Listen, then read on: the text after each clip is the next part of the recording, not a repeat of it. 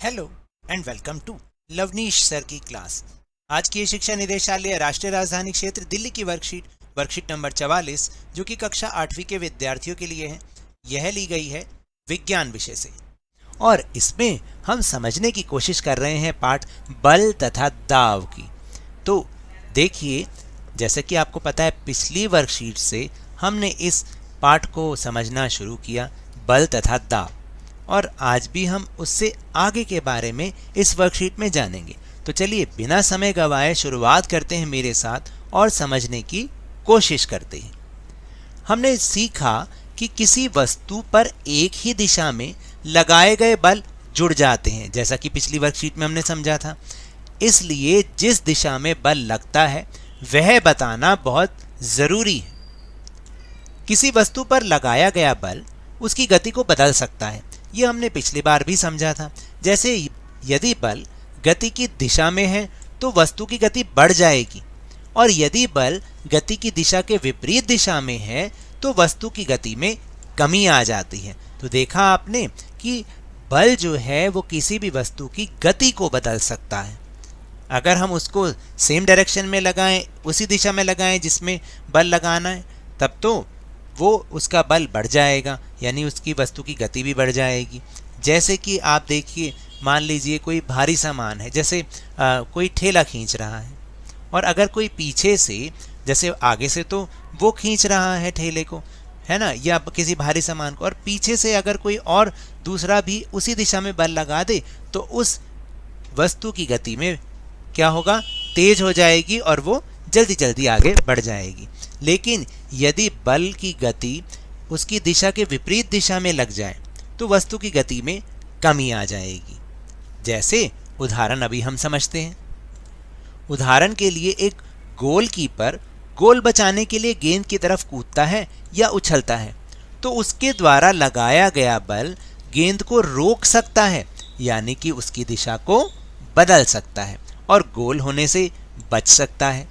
फिर दूसरी ओर एक टायर को तेजी से चलाने के लिए इसे बार बार गति की दिशा में धक्का देना पड़ता है, जिसका अर्थ है कि बल को किसी वस्तु की गति की दिशा में लगाने पर उसकी गति बढ़ जाती है।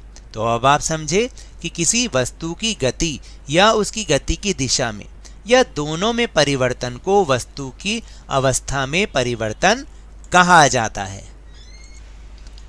कुछ परिस्थितियां ऐसे भी होती हैं जिनमें वस्तुएं गति के लिए स्वतंत्र नहीं होती हैं। उदाहरण के लिए, आटे की एक लोई को हाथों से दबाना या फिर चपाती बनाने के लिए आटे की लोई को बेलना। इन स्थितियों में लगाया गया बल वस्तु के आकार में परिवर्तन कर देता है, जैसा कि इस तस्वीर में भी आपको दिखाया गया है।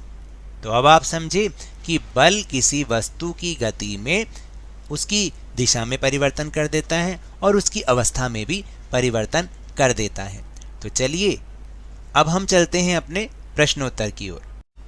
तो निम्नलिखित प्रश्नों के अब हमें उत्तर देने हैं।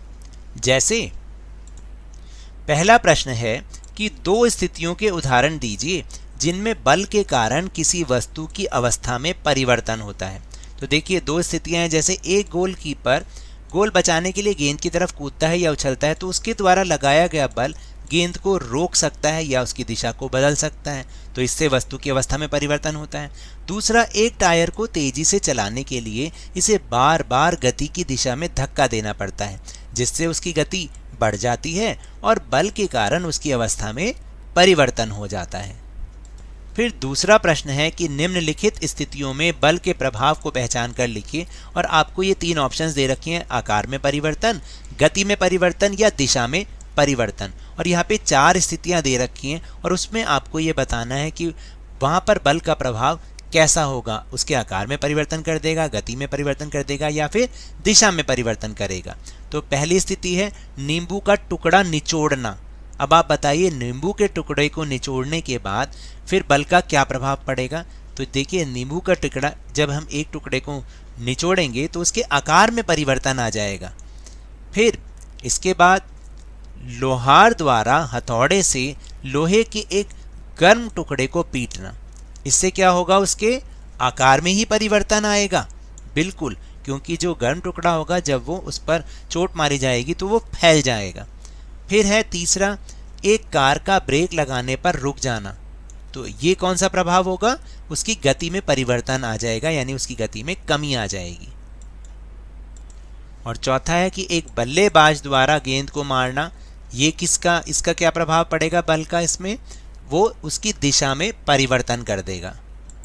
फिर तीसरा प्रश्न है कि अपने आसपास से ऐसे उदाहरण दीजिए जिसमें बल गति की दिशा और अवस्था को बदल देता हो। तो देखिए, फुटबॉल, वॉलीबॉल और बैडमिंटन के खेल में बल लगाने से बॉल और शटल की दिशा एवं चाल दोनों ही बदल जाते हैं। तो ये उदाहरण है, और आपको जो समझ में आता है आप वो उदाहरण भी लिख सकते हैं जो आपके सुझाव हों। फिर चौथा और आखिरी प्रश्न है कि क्या होगा यदि लगाया गया बल वस्तु की गति की दिशा के विपरीत है। तो देखिए, यदि बल गति की दिशा के विपरीत दिशा में है तो वस्तु की गति में कमी आती है। तो अब आप समझे, ये तो थी आज की वर्कशीट। अगर मेरे इस तरह समझाने से आपको थोड़ा सा भी समझ में आया हो तो इस चैनल को ज़्यादा से ज़्यादा सब्सक्राइब कीजिए, लाइक कीजिए और बहुत ज़्यादा शेयर भी कीजिए। और हाँ, मेरे साथ इसी तरह आसानी से वर्कशीट को समझते रहिए, लेकिन ध्यान और मन लगाकर पूरी मेहनत और लगन के साथ ऑनलाइन ही सही पढ़ते जरूर रहिए।